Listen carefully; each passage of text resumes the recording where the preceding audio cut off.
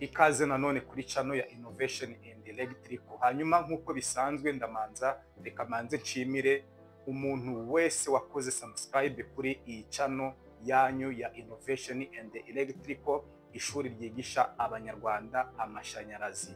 Niba warakoze subscribe uri umuntu w'umugabo cyane, ndagushimiye cyane. Buriya iyo urebye video ugakora subscribe ubu duhaye motivation, ubu tweretse ko turi kumwe, kandi burya bitwongerera imbaraga, bitwongerera umurava. Hanyuma rero nawe niba ari bwo bwa mbere ugeze kuri no channel, kora subscribe ndetse ukore na like, ni isegonda ryonyine ntabwo bigoye, urabukoze igikorwa cy'abagabo cyane. Uyu munsi tugiye kurebera hamwe amoko ya circuit breaker. Ni icyifuzo mwaduhaye muri benshi cyane, ni ibibazo mwatubajije muri benshi, ndetse mwifuza ko twazabakorera isomo rivuga ku moko ya circuit breaker naho zitandukaniye ndetse n'uburyo zikora. Uyu munsi rero nibyo tuje kwigira hamwe, nibyo nje kubereka. Tugiye kurebera hamwe amoko ya circuit breaker. Mbere na mbere reka twibaze ubundi circuit breaker ni iki? Circuit breaker ni iki? Ishinzwe iki? Kuki tuyikoresha muri installation? Ubundi circuit breaker ni igikoresho cy'amashanyarazi cyakorewe kurinda installation, cyangwa se cyakorewe kurinda ibikoresho bikoresha amashanyarazi. Hanyuma rero nk'uko nababwiye, circuit breaker zirimo amoko menshi, ariko ayo moko nayo akagira ibyiciro bigera kuri 4 bizitandukanya. Icyiciro cya mbere gitandukanya ama circuit breakers ni icyiciro cyitwa names, amazina yazo bwite cyangwa se amazina y'inganda zazikoze. Urugero ni nka Hager, mujya muzibona circuit breaker za Hager, ndetse hari na Tronic nazo mujya muzibona, hakaba circuit breaker zitwa Sase nazo mujya muzibona. Hanyuma hakaba izitwa Veto, hakaba n'izitwa Regra, hakaba izitwa Chint, hakaba izitwa CNC, ndetse hakaba izitwa Delix, hakaba izitwa Havos, hakaba izitwa Siemens, ndetse n'izitwa Westom.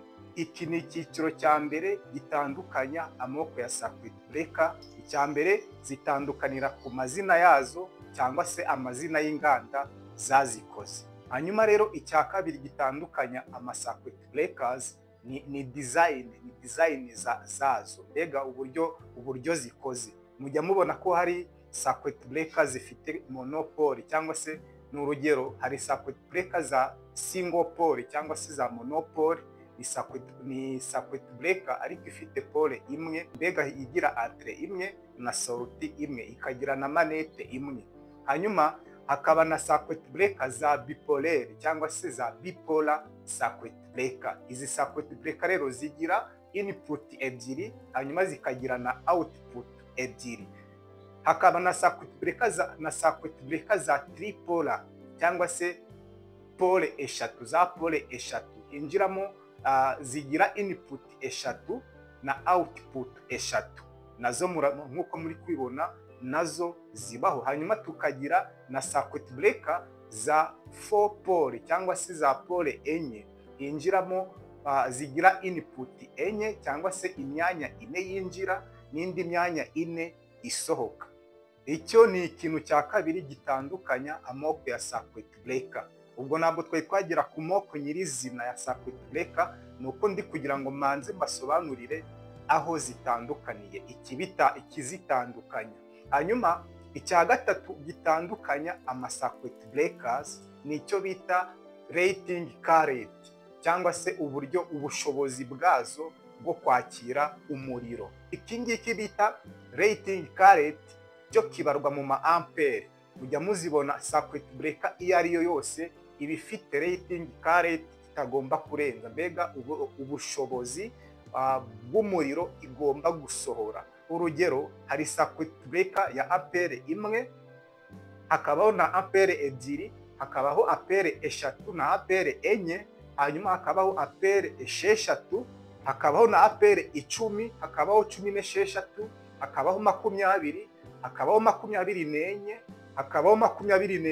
hakabaho na 32, hanyuma hakabaho na ampere 40, hakabaho na ampere 50, hakabaho ampere 63, hakabaho apere 80 na apere 100 kuzamura. Icyo nicyo bita rating carrot, kimwe mu byo circuit breaker zigenda zitandukanyiraho. Ntabwo wajya ku isoko ngo uvuge ngo mumpe circuit breaker byonyine, barakubaza ngo ushaka ya apere zingahe. Urumva ko icyo ngicyo nacyo kiri mu bituma circuit breaker umuntu abasha kuzitandukanya bitewe n'iyo ushaka gukoresha. Hanyuma rero icya kane gitandukanya ama circuit breaker nicyo bita functioning, uburyo zikora. Hanyuma iki ngiki ari nacyo gikomeye, ari nacyo cy'ingenzi cyane ngiye kubasobanuriraho, iki cyitwa functioning ni uburyo zikora, ni akamaro ka buri imwe yose. Twirengagije bya bindi bya mbere twatangiriyeho bya design, bya name n'ibya rating carrot, ubundi nyirizina hari icyo bita functioning, uburyo zikora, akamaro kayo nyirizina. Hanyuma tukiri kuri iki ngiki cya functioning, tugiye kurebera hamwe circuit breaker bita miniature circuit breakers. Ni circuit breaker zizwi cyane, ahariho hose barazikoresha, zikunda gukoreshwa cyane muri installation domestique cyangwa se muri installation yo mu rugo, usibye ko no muri industrial installation naho zirakoreshwa. Hanyuma izi miniature circuit breaker nizo bita MCB mu magambo ahinnye, miniature circuit breaker. Hanyuma izi miniature circuit breaker nazo zikaba zirimo amoko atatu. Ayo moko atatu, iya mbere niyo bita thermal circuit breaker. Thermal circuit breaker ni circuit breaker irinda cyane icyo bita high heat, ubushyuhe bwinshi. Iyi ngiyi icyo yakorewe cyane cyane ni ukurinda ubushyuhe bwinshi. Niyo mpamvu hari izo uzajya ubona zitarinze short circuit, zitarinze overload, zitarinze ikindi kintu cyose, ukibaza impamvu ukagira ngo yarapfuye. Oya, iyi ngiyi iba yarakorewe kurinda ubushyuhe bwinshi bwaturutse muri installation cyangwa se bwatewe n'ibikoresho byinshi wacometse. Hanyuma ubwoko bwa kabiri bwa MCB nubwo bita magnetic circuit breaker. Magnetic circuit breaker ni circuit breaker yakorewe kurinda icyo bita overload ndetse na short circuit. Iyi circuit breaker ikaba ikoresha icyo bita magnetic coil kugira ngo ibashe guproteja installation. Ubu ni ubwoko bwa kabiri ariko bubarizwa muri miniature circuit breaker. Ubwoko bwa gatatu ni ubwo bita thermomagnetic circuit breaker. Urumva ubu bwa gatatu bwo buri combine bwa bundi bwose tumaze kuvuga, thermal circuit breaker ndetse na magnetic circuit breaker. Hanyuma iyi ngiyo ikaza iri kombine ibyo byombi, thermomagnetic circuit breaker, arizo izi ngizi mukunda kubona mu ngo cyane abantu benshi bakoresha, ndetse akaba ari nazo zizwi, usibye ko ziba zirimo amapirate menshi. Ubwo ni ubwoko rero bwa mbere maze kubabwira bita MCB, ari nazo abantu benshi bazi cyane kurusha izindi, ari nazo zikoreshwa cyane mu rugo, mu ngo ndetse n'ahandi hantu hose, cyane cyane nko mu mazu akodeshwa, no mu nganda zirakoreshwa, ndetse no mu mazu y'ubucuruzi zirakoreshwa. Hanyuma muri rusange MCB, miniature circuit breaker cyangwa se MCB, ubundi zakorewe kurinda ibintu bitatu. Icya mbere ni short circuit, icya kabiri ni overload, icya gatatu ni overheat. Ibyo bintu bitatu nibyo circuit breaker bita MCB zakorewe kurinda muri installation yose cyangwa se kurinda ibikoresho. Reka dukomeze no kuri circuit breaker ya kabiri, ubwo turi mu cyiciro cya functioning, uburyo zikora. Hanyuma circuit breaker ya kabiri niyo bita RCD mu magambo ahinnye. Mu magambo arambuye ikaba yitwa residual current device. Iyi residual current device nazo zikaba zirimo amoko atatu. Ubwoko bwa mbere nubwo bita RCCB. Ubwoko bwa kabiri nubwo bita ELCB. Ubwoko bwa gatatu nubwo bita RCBO. RCCB bikaba bisobanura ngo residual current circuit breaker. Reka duhere ku yo bita RCCB. RCCB nk'uko nababwiye bivuga ngo residual current circuit breaker. Iyi circuit breaker rero ikaba irinda ibintu, ikaba ishinzwe kurinda ibintu bigera kuri bitatu. Ikintu cya mbere ishinzwe kurinda nicyo bita imbalance cyangwa se unbalance hagati ya netre na phase, hagati ya netre na phase. Ni ukuvuga ngo hagati ya netre na phase iyo habayemo ubusumbane cyangwa se bibaye unbalanced, yo ihita ikupa direct. Icya kabiri ishinzwe kurinda iyi ngiyi, ikaba ishinzwe kurinda icyo bita electrical shock. Electrical shock ni nka cyagihe umubiri w'umuntu ushobora gukora mu muriro ukaba wafatwa. Icyo gihe direct ihita ikatinga, ihita ikuramo umuriro kugira ngo hataza kuvuka ibindi bibazo. Icyo nicyo bita electrical shock. Icya gatatu irinda nicyo bita earth fault cyangwa se earthing fault cyangwa se ikosa, amakosa ashobora kubera mu butaka muri mise à la terre. Iya kabiri yo yitwa ELCB, mu magambo arambuye akaba ari earth leakage circuit breaker. Iyi circuit breaker yo ikaba ishinzwe kurinda ibintu bigera kuri bibiri byonyine. Icya mbere irinda icyo bita earthing fault cyangwa se amakosa ashobora guturuka muri mise à la terre cyangwa nk'igihe phase yahuye na mise à la terre. Icyo gihe iba igomba guhita ikatinga umuriro kubera ko yo ubwa ibara ko ari ikosa kandi ni nacyo yakorewe. Ni nayo mpamvu yitwa earth leakage circuit breaker. Iyi ELCB nanone ikaba ishinzwe kurinda icyo bita electrical shock.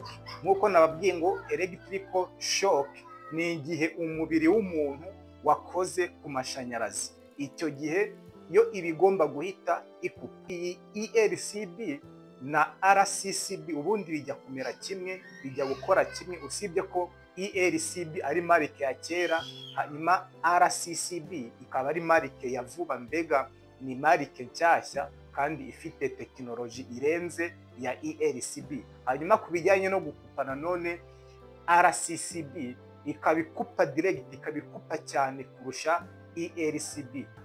Ubwoko bwa gatatu bwo muri RCB niyo bita RCBO. RCBO mu magambo ahinnye. Hanyuma mu magambo arambuye ikaba yitwa residual current breaker with overload. Residual current breaker with overload ni circuit breaker ikubiyemo functioning za RCCB na ELCB, yo yarangiza ikongeraho na function za miniature circuit breaker. Iyi circuit breaker ya RCBO yo ikaba ishinzwe kurinda icyo bita short circuit mu gihe phase na netre byahuye, hanyuma yarangiza ikarinda icyo bita overload.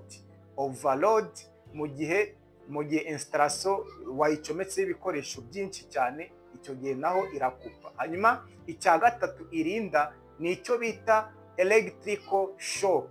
Icya kane irinda nicyo bita earthing fault. Mbega ni ukuvuga ngo bya bindi byose RCCB ishinzwe kurinda, n'ibyo ELCB ishinzwe kurinda, ndetse n'ibyo miniature circuit breaker ishinzwe kurinda, yo ubwayo yonyine irabishoboye, irabikora yo ubwayo yonyine. Ubwo bwari ubwoko butatu ariko bubarizwa mu cyo bita RCD, mu magambo arambuye bita residual current device. Ni amoko atatu: RCCB, ELCB ndetse na RCBO. Hanyuma rero ikurikiyeho niyo bita MCCB mu magambo ahinnye. Mu magambo arambuye ikaba yitwa molded case circuit breaker. Iyi circuit breaker ikunda kuboneka cyane mu nganda ndetse no mu mazu y'ubucuruzi, cyane nk'ahantu bakoresha amamashini aremereye cyangwa se ibikoresho biremereye.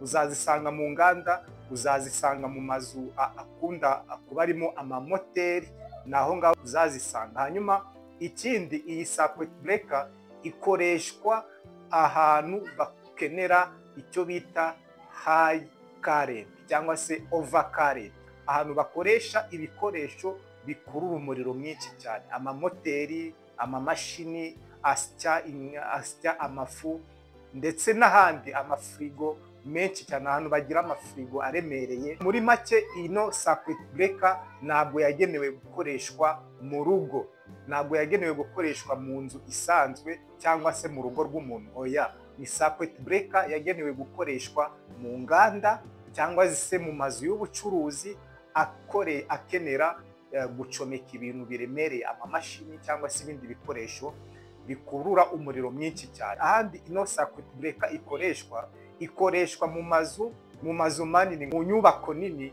ariko igakoreshwa nka main circuit breaker, mbega igakoreshwa mu guproteja inyubako yose. Ni ukuvuga ngo niba ari nka hoteli, murazi ko hoteli ibifite ama apartment menshi, ibifite inyubako nyinshi, ibifite installation ngari cyane, icyo gihe rero iyi ngiyi nayo ishobora gukoreshwa, ariko igakoreshwa nka main circuit breaker, igakoreshwa nka circuit breaker ibikontorora byose. Iyi circuit breaker ikaba ikunda kuboneka byibura nko guhera kuri ampere 70 kuzamura cyangwa se 80 kuzamura. Hanyuma hasi y'izo ngizo ubundi dusangamo za miniature circuit breaker n'izindi bimaze kubabwira hejuru. MCCB yo ikaba ishinzwe kurinda ibintu bitatu. Ikintu cya mbere ishinzwe kurinda ni short circuit. Hanyuma ikintu cya kabiri ishinzwe kurinda ni overload. Hanyuma icya gatatu ishinzwe kurinda akaba ari icyo bita overheating. Overheating ni ubushyuhe bwinshi ariko buba bwaturutse n'ubundi kuri overload. Aho uzabona ino circuit breaker bayikoresha atari nko mu ruganda, akenshi bikoreshwa, akenshi iba irimo gukoreshwa mu guswitchinga cyangwa se niyo baba bahinduye nka switch. Akenshi ntabwo bayikoresha nka circuit breaker, ahubwo usanga bayikoresha nka switch, cyane nko muri ariya mazu y'ubucuruzi, cyane hariya baba bakoresha imashini zibeta amafu, aho ngaho ho bayikoresha nka switch, bayikoresha nka interrupter, batse imashini banayizimya, batse imashini bayizimya. Ni muri ubwo buryo bo bayikoresha, ariko nyirizina icyo yagenewe gukora ni biriya bitatu maze kubabwira. Indi circuit breaker rero niyo bita MPCB. MPCB mu magambo ahinnye. Hanyuma mu magambo arambuye ikaba yitwa Motor Protection Circuit Breaker. Iyi Motor Protection Circuit Breaker ni circuit breaker yagenewe kurinda moteri. Amamoteri yose muzi ni circuit breaker iba yaragenewe kuyarinda. Iyi circuit breaker rero n'ubusanzwe ikoreshwa kuri moteri, niho yagenewe nkuko maze kubibabwira. Ikaba irinda ibintu bitatu. Irinda icyo bita short circuit. Short circuit ishobora guturuka kuri moteri cyangwa se inyuma kuri moteri cyangwa se ahandi hantu. Hanyuma ikaba irinda icyo bita overload.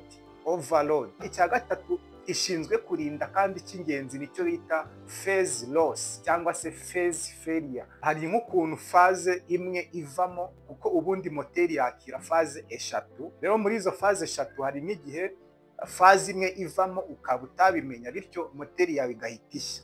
Ariko rero iyo ufite ino protection, iyo ufite ino circuit breaker yitwa MPCB, yo ihita ibigufasha. Iyo phase ivuyemo imwe muri za zindi eshatu, yo ihita ikatinga direct kugira ngo irinde moteri yawe kuba yakwangirika. Ino circuit breaker bita MPCB ikaba ikora mu cyimbo cy'indi device bita phase failure. Ishobora gusimbura phase failure igakora nk'ibyayo, kuko phase failure nayo ni device yakorewe kurinda moteri. Hanyuma rero circuit breaker ikurikiyeho niyo bita AFDD mu magambo ahinnye. Hanyuma mu magambo arambuye ikaba yitwa Arc Fault Detection Device. Iyi circuit breaker rero ntabwo ikunze kuboneka ku masoko y'inaha mu Rwanda, nta nubwo abantu benshi bayizi, ariko nayo ibaho. Iyi circuit breaker yo ikaba ikoreshwa mu buryo navuga ko budasanzwe, kandi n'ibyo ikora n'ibyo ishinzwe kurinda n'ibyo yakorewe nabyo ntabwo bisanzwe. Kimwe mu byo irinda rero cya mbere nicyo bita air short circuit, cyangwa se kurusirikwi ishobora kubera mu mwuka cyangwa se ishobora kubera mu muyaga.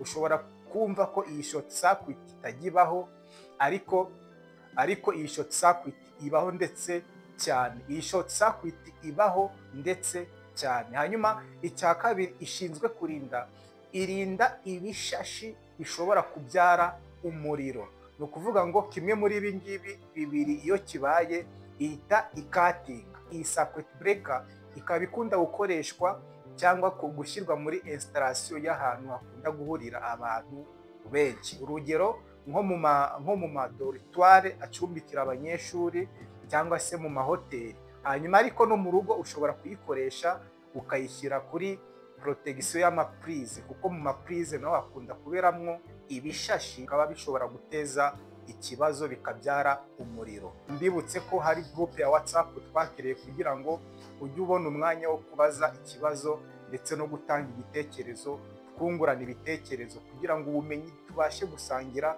ubumenyi. Urebe aho ngaho muri description cyangwa se muri comment urasangamo link ya WhatsApp, link ya groupe ya WhatsApp, urakandaho nurangiza usabe kujoininga tukwakira. Ndabashimiye rero kandi nshimiye cyane umuntu wese wakoze subscribe kuri iyi channel. Nawe utari wakora subscribe, ndagusabye ufate isegonda rimwe ryonyine ukande subscribe. Rero ndabashimiye cyane, reka duhure mu masomo y'ubutaha azakurikira. Ciao ciao, bye bye.